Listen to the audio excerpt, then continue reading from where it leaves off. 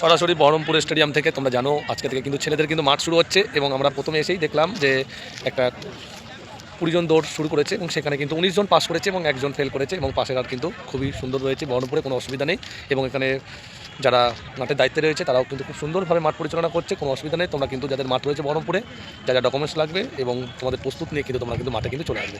তাহলে আমরা সেকেন্ড ল্যাপের মাঠটা আমরা দেখা শুরু করবো, এখনই দৌড় শুরু।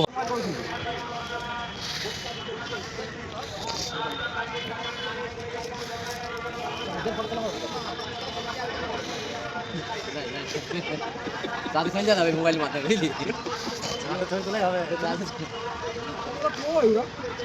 আমি অনেক উপকার করো গাড়ির ভিতরে ঢুকে দিতে পারলে ভালো তো। চলো চলো চলো কি গাড়ি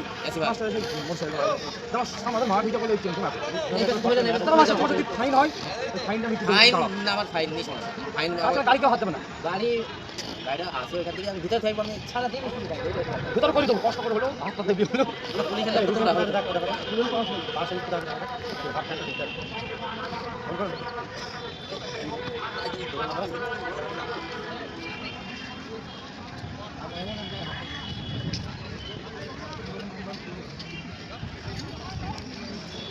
নাম্বার দাও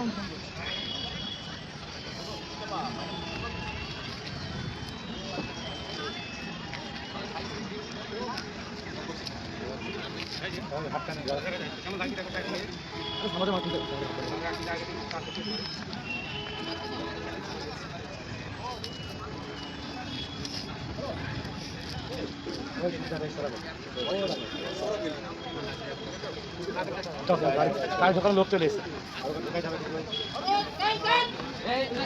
ফোন করবা ছবি কে তুলবে তাহলে? তোমার ভালো মোবাইল না তাহলে